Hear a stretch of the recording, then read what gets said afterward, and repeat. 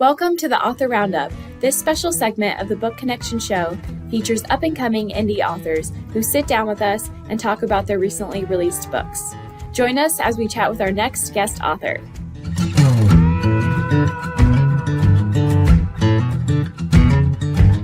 Hi there, welcome to our show. I'm Emma and I will be your host for today's episode. Today I have with me author Sandra Taylor. She is the author of Vines and Values, A Consumer's Guide to Sustainable Wine, Savoring Wines You Need to Know. She is a graduate of the prestigious wine MBA program at the Bordeaux School of Management. Sandra brings a wealth of knowledge from her years as a corporate executive, focusing on sustainability. Now, as a wine educator and keynote speaker at global wine conferences, she's here to share her insights from her book. Hi, Sandra. How are you today? I'm doing great.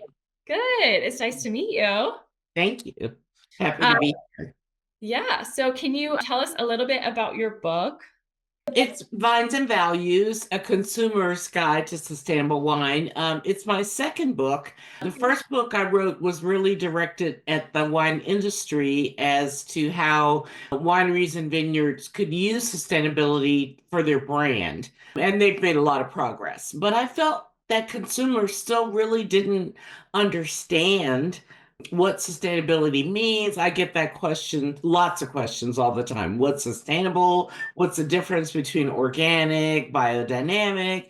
And so I felt it was important to write this book to help understanding by consumers of what sustainability means. I'm not trying to sell wine, but I think that the wine industry has been very supportive of the book because it will help them sell wine, especially to younger millennials who care a lot about sustainable practices.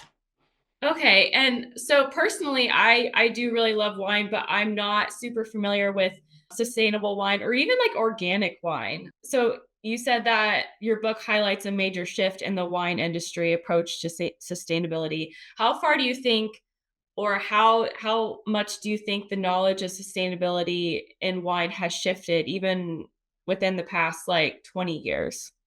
Well, it has shifted certainly within the industry. There's been a shift. So around the world, I've traveled to New Zealand, to Australia, to France. I mean, all these places that now have sustainable programs. I mean, it really, let's just say though, that it started in the so-called New World, and that it's used maybe more, I mean, in Europe and in the US, but it started mostly in the US, in South America, in the Southern Hemisphere.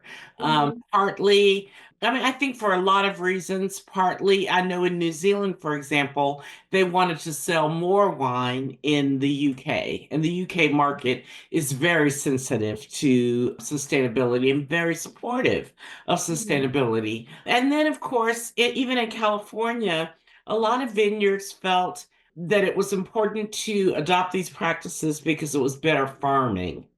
So essentially, I mean, I don't want to make it too simplistic, but essentially, sustainability means the use of less chemicals in the vineyard. And then there's some other things too, like packaging. But at the very core, it's about sustainable viticulture. And viticulture is agriculture. And that's the fancy term we use in the wine business. But it just means, more healthier, less chemicals in the farming aspect of producing wine.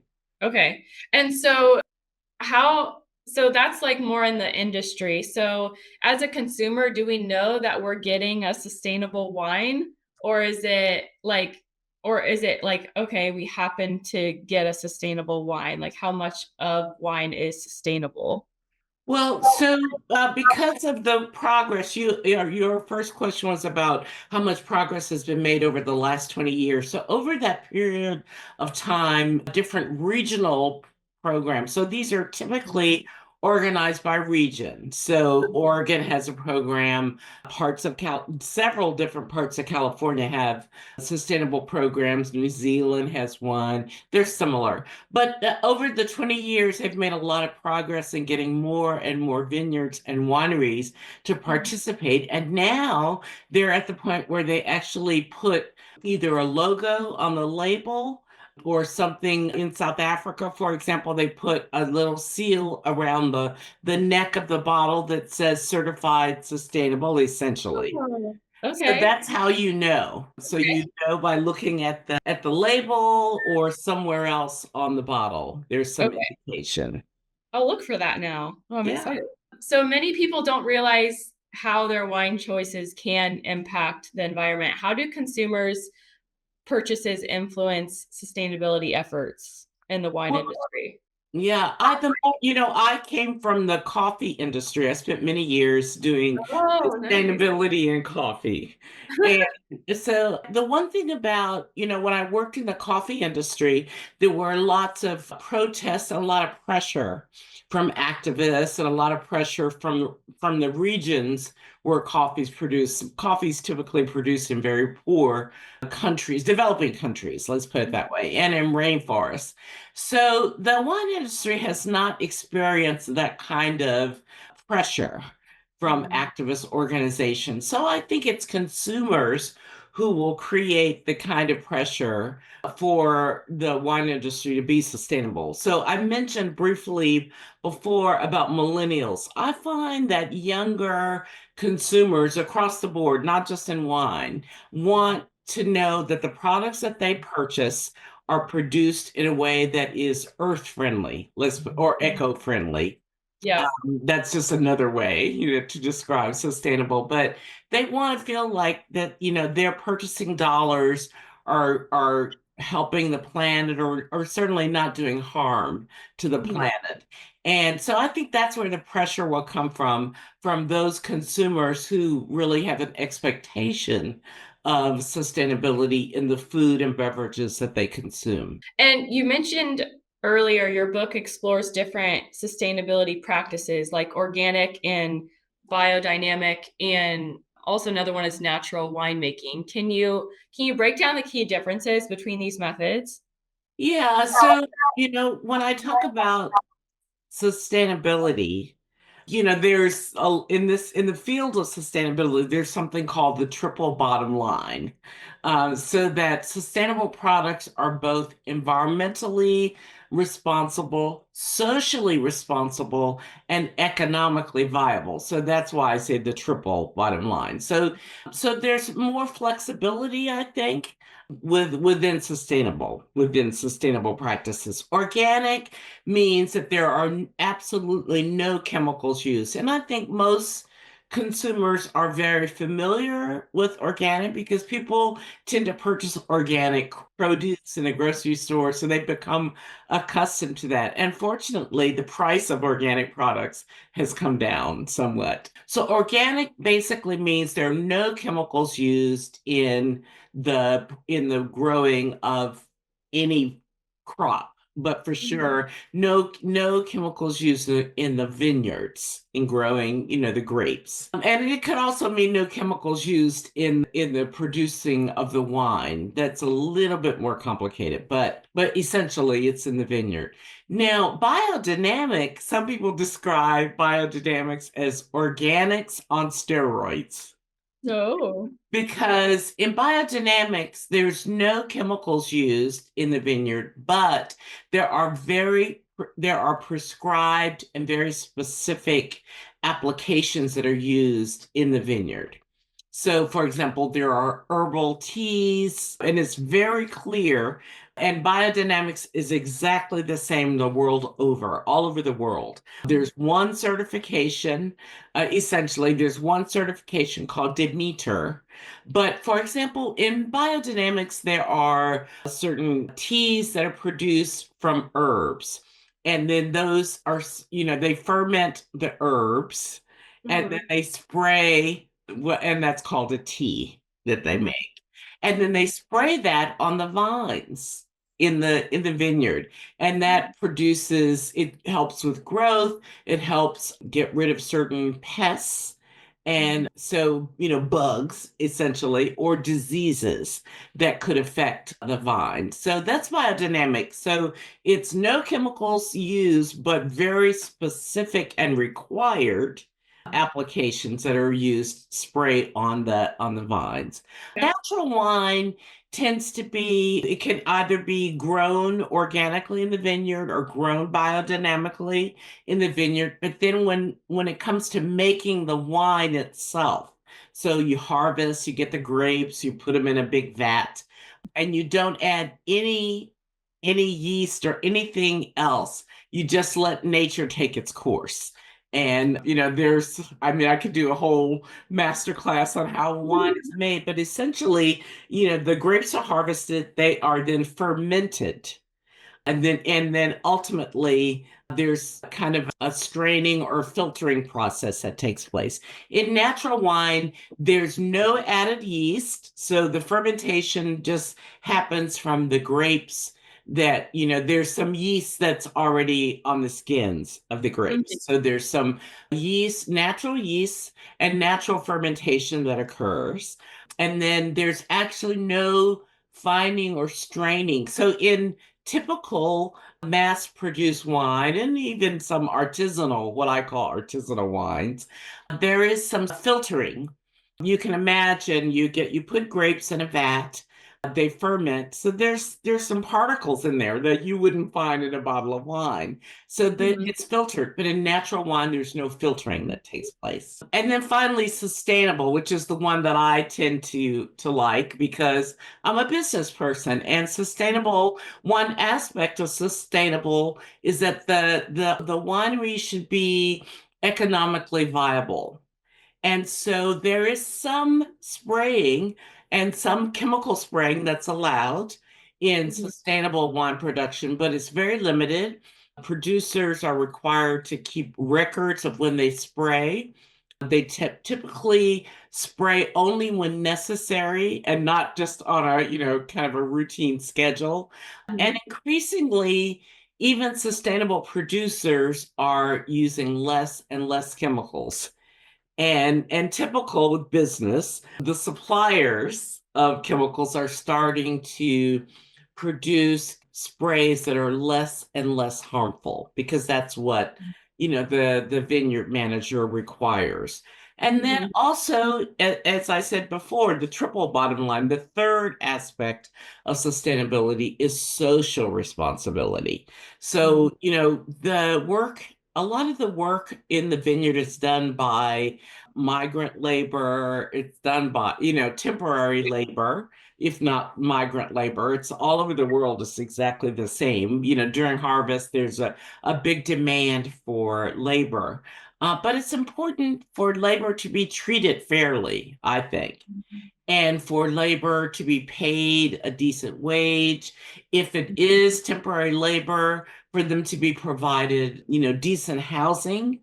So there's some social aspects as well to sustainability that are required by sustainable programs that you wouldn't find in organic. Organic has nothing to do with social responsibility, neither biodynamic.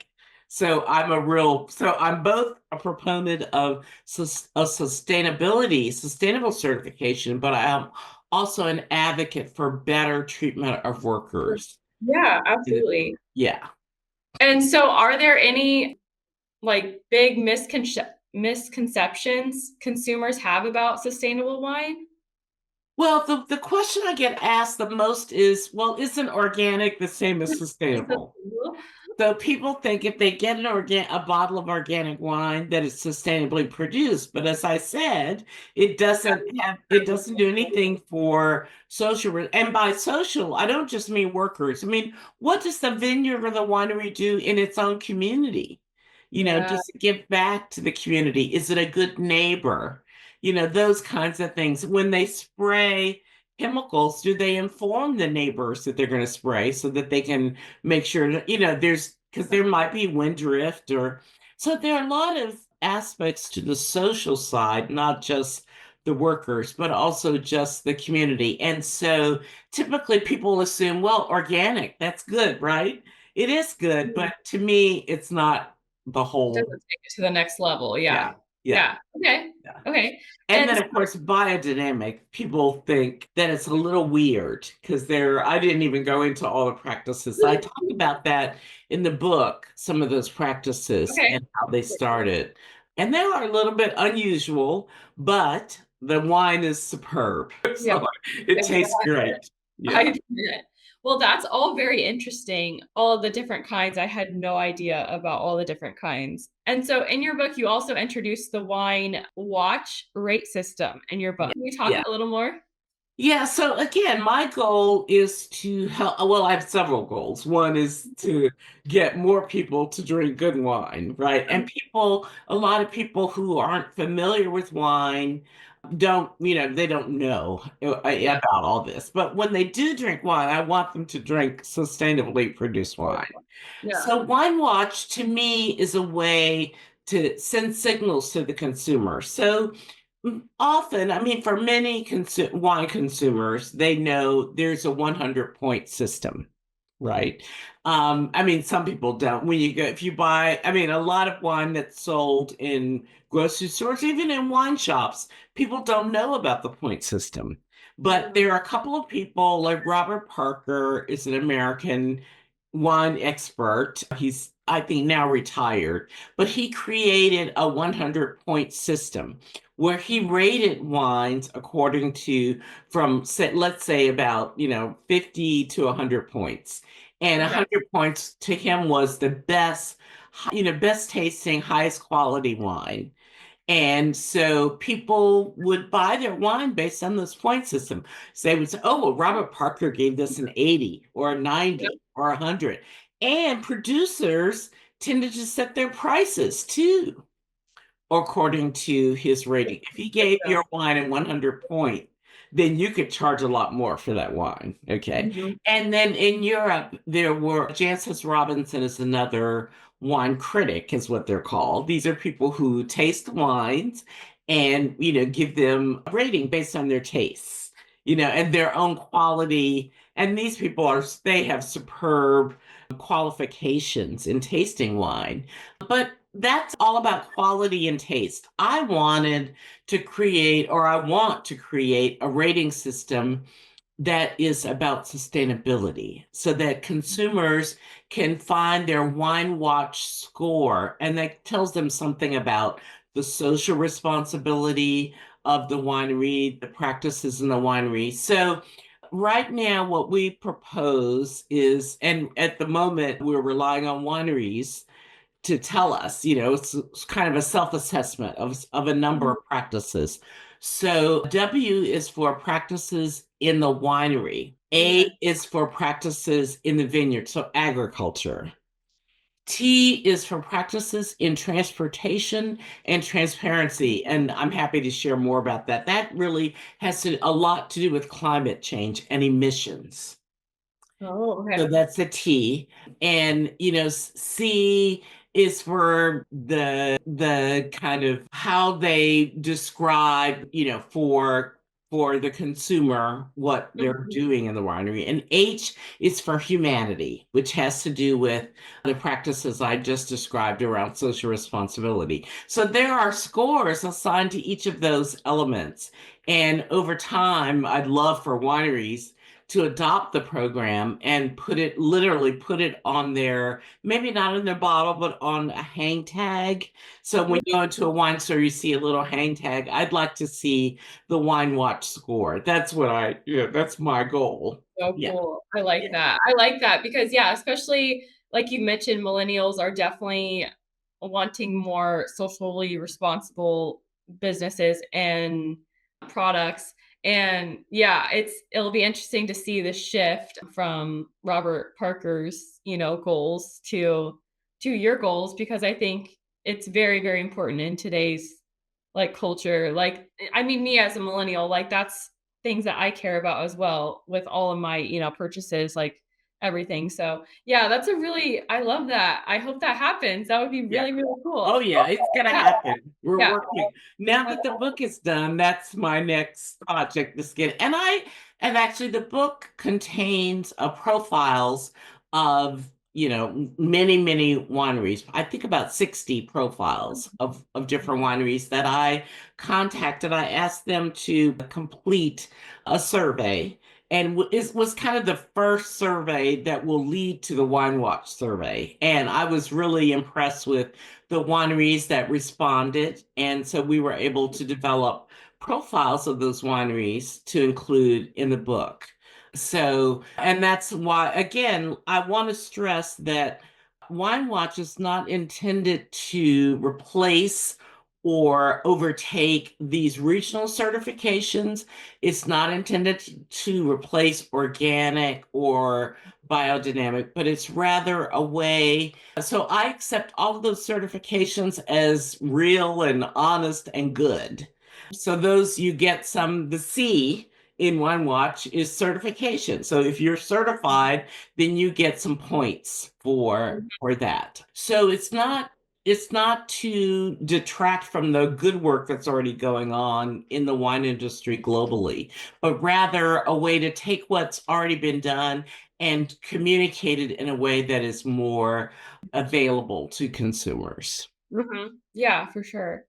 So, for someone that's just starting to explore sustainable wines like myself now, what are some practical tips for identifying and selecting responsibly made wines? Well, I'm so glad you asked that because the final chapters in the book they include extensive lists of wines. And one of the reasons why I wanted to self-publish is because for wine, wine magazines, the fabulous ones, Decanter or Wine Spectator, they tend to want to include current vintages or older vintages, which become very expensive. But I wanted to, again, as a wine educator, I wanted consumers to see wines categorized by grape and by flavor. And for each of the grapes that I list in the book, white grapes, red grapes, in between champagne, rosé, all of those things, natural wines, I've got great examples of all of those types of grapes and types of wine. But so also my own personal perception of flavor profile. I worked with a couple of sommeliers who helped me identify the flavor profiles for specific grapes. And then there are wines in the book that are recommended to the reader. So the reader so you will find very specific wines. If you like a certain type of, tart or fruity white wine, you'll find that particular flavor profile and then specific wines that are identified for that flavor profile Okay. and how they are certified sustainable. All the wines are sustainable. Yeah. And then finally, I also include a chapter on wines under $20. And as I did the research, it turns out most of them are under like around $8. So there No. are sustainable wines that are at a very good price point for, I think, the younger consumer. Yeah. Oh, I'm so glad you added that because I think that's like a very like definitive place to start as far as, Mhm. reading your book and then, going to the end. So that's great. So I have to ask though, how do sustainable wine practices affect the taste and quality of the wine itself, or does it at all? Do consumers notice a difference? Well, I think that I love biodynamic wines. Yeah. I think that biodynamic wines do have a certain flavor profile. Some people prefer natural wines. I like sometimes natural wines because they don't filter. They Yeah. they're a little cloudy Yeah. and maybe less appealing, but some people really like the flavor. And Yeah. I have some favorite natural wines, and I've, identified several of those in the book as well. So I'm not going to say that sustainable wines taste better. I don't want to say that. I just think they taste good, Yeah. and you can find wines that will meet your taste expectations that are Mhm. sustainably produced without and so but I don't like mass produced wines. And that is, I make a real distinction because mass produced wines have added chemicals in the winery. This is after the harvest, and they have chemicals sometimes to change the color, to make it look, you look at a bottle and you think, oh, must be really good. It's a big, deep red color. Sometimes that is done with actual chemicals. So, I think I've tasted some great wines that are not necessarily sustainable. That's why I mentioned artisanal, because I think there are wines that are produced, let's say Bordeaux wines are great wines. And I studied in Bordeaux in France. So I like those wines. Sometimes they're sustainable, sometimes they're not. So I don't know that I don't want to say that sustainable wines taste better than Yeah. traditional wines, but I can definitely say that they are better. They taste really good and they're better for the planet. Yeah. Yeah. 100%. And maybe better for your health, Yeah. for me Yeah. to say, but yeah. So I'm just curious, how did you get into this industry? What's your Well, yeah, well, my background, I've done all sorts of things, but I started as a lawyer, and I went to law school, and I went to work for the U.S. State Department. And I was a diplomat that was my first job. I didn't want to be, stodgy law firm. Mhm. Lots of lawyers buy good wine, so I don't want to be too critical of them. But I had the opportunity to work in Europe, in Geneva. And on the weekends, as a diplomat at the U.S. mission to the UN, United Nations in Geneva. And on the weekends, I would go with my colleagues, my European colleagues, to France or Italy. And it was in France, in Burgundy, that I fell in love with wine. Not just the taste, but the lifestyle, the terrain, the vineyards, the Experience. friendliness. Yeah, the people were so friendly. That was a surprise to me, how Mhm. friendly the winery owners and the vineyard managers were. And so we would spend weekends, long weekends, after we'd finish our work, because we had to Yeah. work hard. And then on the weekends, we would go to Beaune and Dijon in Burgundy. Mhm. And we would taste wines at different wineries and, make appointments. And then in the evenings, we would have dinner at little French bistros, and we would taste older vintages of some of the wines we had tasted that were still in the barrels. And Mhm. I had no idea. I didn't know anything about wine. I didn't grow Mhm. up in a family that, drank wine. I talk about that. The first chapter of the book describes how, I started, in Birmingham, Alabama, in a family. We weren't Mhm. wine drinkers, like most American families, I think. Yeah. Um, Yeah. but had no idea, and we would have a different wine with each course. I also didn't know that that's how it was done. And I Mhm. thought, oh, I love this. Oh, fancy.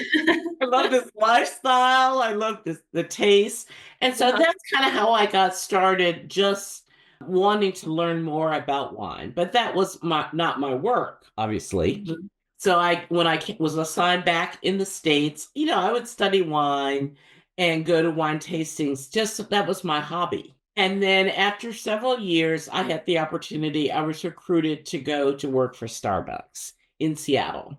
Mhm. And I was in charge of sustainability and social responsibility for Starbucks, Wow. both with coffee farmers and in the stores and all of that. And so, we did really good work, I think. I had a great team. We did good work. Starbucks was very committed. Being in the Pacific Northwest, I had an opportunity to taste, American wines, finally, Mhm. Oregon wines, California wines, Washington State, wines in Washington State. And that's when I started thinking, as we developed sustainability programs for coffee, Mhm. and helping coffee farmers grow their coffee beans and harvest their coffee beans in a more sustainable way, I started questioning what's Mhm. happening in the wine industry. And Mhm. so that's kind of how I ended up. And when I left Starbucks after many years, I went to Bordeaux and studied the wine business. And that's when I decided, that So was, cool. yeah, what Oh, I'm I going love to do that. with the rest of my career and my life. Yeah. Yeah. And so what wine is your favorite? Do you like red wine or white wine? What's your go-to? Well, it's hard when people ask you that. It's hard to pick just one because I like both. Okay. But among white wines, I really like Viognier. I live in Virginia, and they produce some great Viogniers in Virginia. Okay. So Viognier is a favorite of white wines. I also like Vermentino, which is from originally from Italy. I mean, many of these wines are produced all over, but the Mhm. Vermentino I like my is from Sardinia. I've never been there, but I want to go. So Okay. Viognier and Vermentino. For reds, I really like Rhone wines from the Rhone region of France. So they're different kinds of different grapes, different red grapes. I like Mhm. there's some white wines in the Rhone region, but Rhone red wines are favorites. And of course, I still like Pinot Noir, which is what I first tasted in Burgundy. So Oh, nice. yeah. Okay. And I Very cool. like Oregon Pinot Noirs especially. Okay. Yeah. Nice.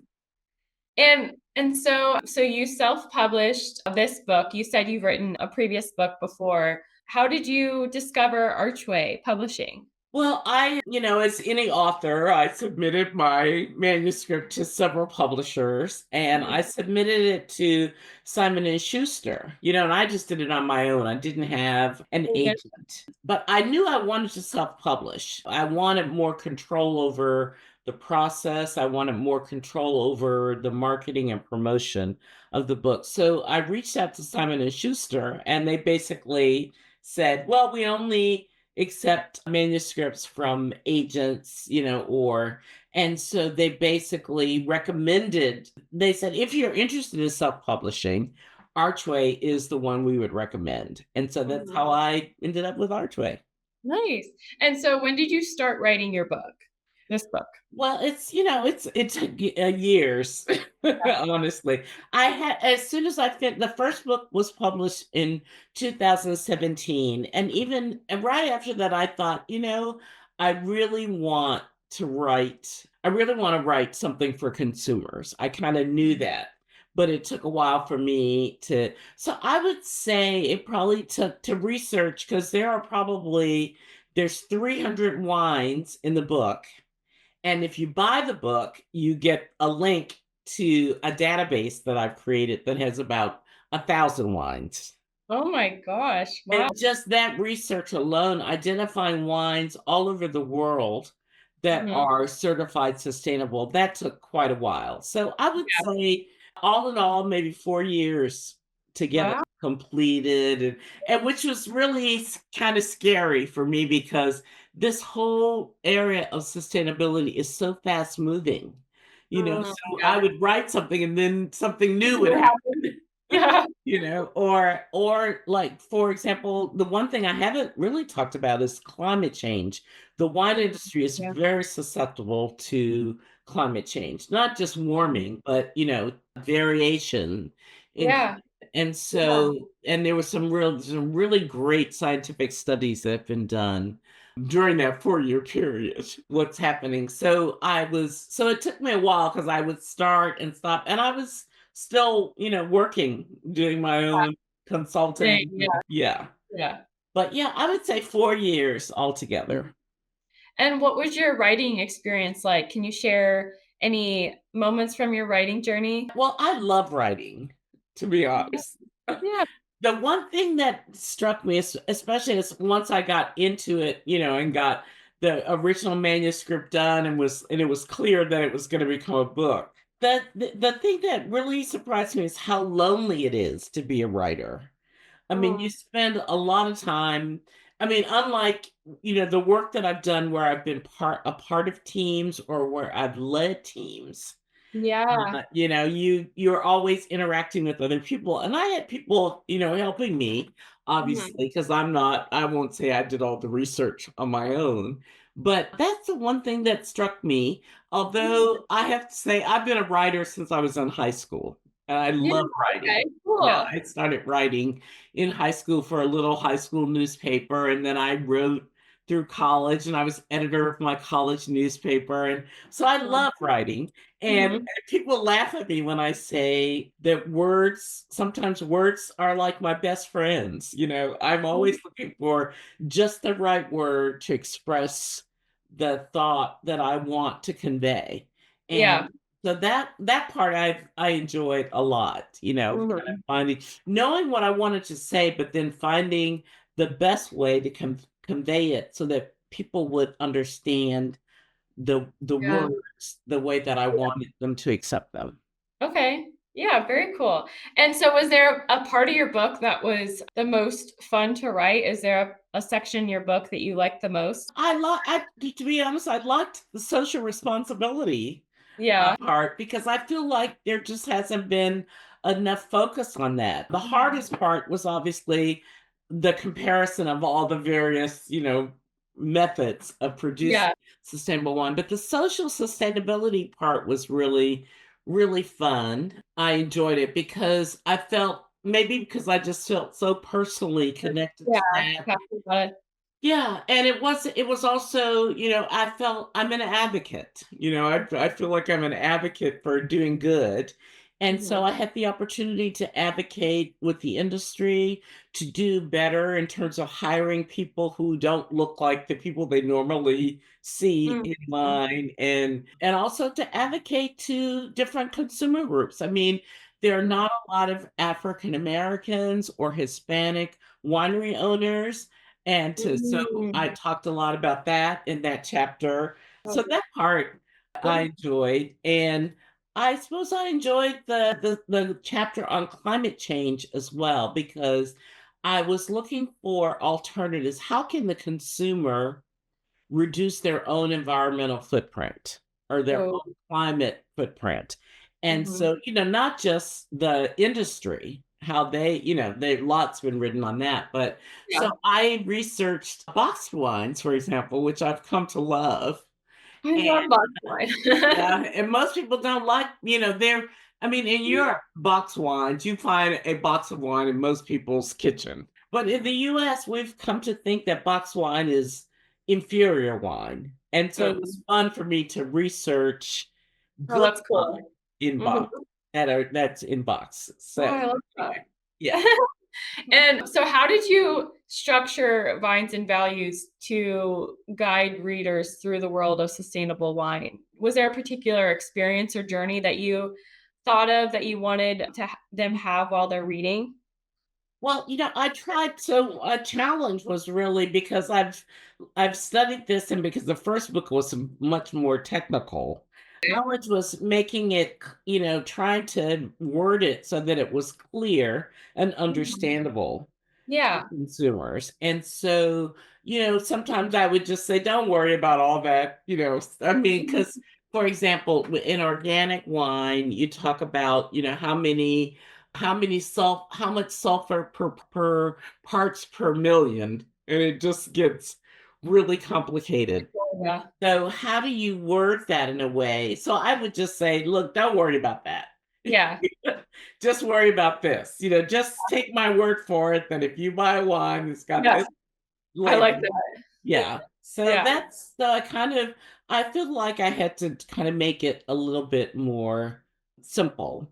Yeah. It's not Yeah. one for dummies, but but Yeah. something a little bit Okay. more simple. Balanced a little bit. Yeah. Yeah. Yeah. Was there a part of your writing experience that was difficult, or was the process difficult at all when you were writing this book? Well, the only difficulty was just spending so much time, just sitting a laptop or a desktop and wanting to travel because, for me, it's one thing to read about wines, but it's another thing to actually visit the wineries. So Yeah. I found that to be a little bit difficult, just Yeah. making the time to Mhm. travel to South Africa, to travel to California, to New Zealand, to Australia, to all these places. And again, remember, I said 4 years. So when I Yeah. started this, it was COVID happened. Yeah. So Yeah. that Yeah. the That even travel, yeah, a little much hard. more complicated. I mean, the good thing about that was just people were much more willing to do interviews with me Oh, virtually. okay. But Yeah. to taste the wines and and people would send me little tasting samples of wine so that because I wanted to be it's one thing to read about the wine or to read what others have said about the wine. It's another to taste it yourself and to, Yeah. and I feel like I have a good palate. I developed a palate at Starbucks. So that was a little bit hard. Yeah. I feel like, yeah, like traveling and actually like being there and experience the wine in its setting, I'm sure was like, it's like you really wanted to do that. So I'm sure that was challenging too. And then also you said you had, consulting going on and different Yeah. things.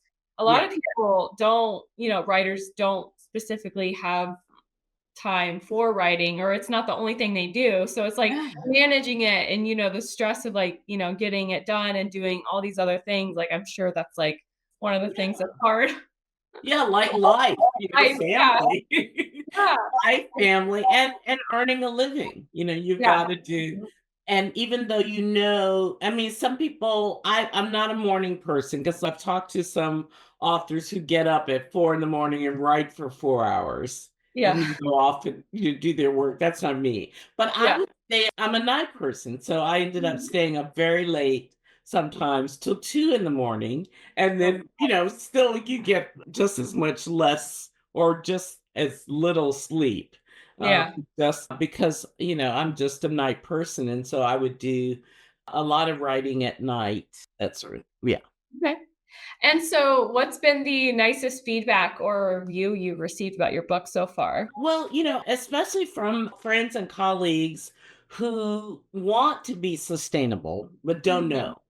Yeah. They don't know, and it's not always evident. I think as over time, it'll become cool to be Mhm. sustainable and Yeah, to for indicate sure. that on the bottle of wine. But I've been in Costco, for example, and walking through wine departments and hear people say, "I think this is sustainable. I think I read somewhere that this wine is Really? sustainable." Yeah. Or a wine shop, or you ask somebody who's working, the cashier at a wine store, and they don't know, Oh my or, yeah. or other Whole Foods, other stores that have wine.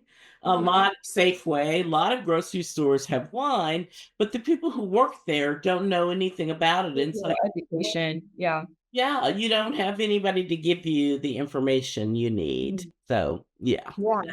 that's a challenge. And what would you say to an author or a writer who's working on their first book? What advice would you give them? Well, I think probably to not give up. Mhm. And certainly for me, I'm at a point in my life where I could self-publish. It's not always easy to find publishers. And then the other thing that I did that I think people maybe don't, I just in for both books, I hired an editor to Mhm. help me edit it before I even submitted my Love manuscript to a that. Okay. publisher, just to get a different perspective. And I actually thought it was a good idea. And I think it was to get somebody who didn't really know wine. So I didn't Mm, want mhm. somebody telling me, oh, you should say this about the wine. I wanted somebody to tell me, this is good writing. This is not such good writing. This isn't clear. I don't Mhm. understand it, what you do as a Yeah. reader. So I would say getting somebody to read your work but who is not an expert in the area Mhm. that you're writing about. Okay, that's a good one. I like that. Yeah. And so what professional or personal goals do you have for this year? Well, of course, I've got to get this wine watch Yeah. thing Oh, off yeah? the ground. I do want to. I love Italy, and I want to travel more. I've traveled a lot to Italy, and but I've never traveled to the wine regions in Spain. So Oh, that's something I want to do this year. So travel to wine regions is always part of what I want to do. I don't have any writing plans for the moment. I've thought about. I grew up in Alabama, in Birmingham, Alabama. So okay. I don't really want to write an autobiography, but I would like to write. kind of a memoir about what it was like growing up in the Jim Crow South in the 60s Okay. and how Okay. that has influenced who I've become. But that's not this year. So this year it's There. travel. Yeah, in the Yeah. future, I've got a couple of ideas. I was, halfway through writing this book, I thought, why did I decide to do this? And I'm never doing this again. And as I got closer to the end, I thought, oh, you know what I think I'd like to write next is this, or I'd like to, Yeah, you and just had I, a weak yeah, moment. Yeah. yeah. I've never written fiction, but Okay. I might even like to try my hand at, but I think maybe starting with short stories. Yeah. That's, Yeah. Very yeah. cool.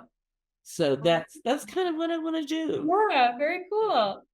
Well, I think that's all the time we have today. Is there anything else that you want to share with our audience today, or do you have a website or anything? I do have a website. So I have a website, sandraetaylor.com, which Okay. just talks about me as an author. And then Okay. I have a website, Discover Sustainable Wine, which Okay. talks Cool. more about, what is sustainable wine, what makes it, that sort of thing. Okay. Very Yeah. cool.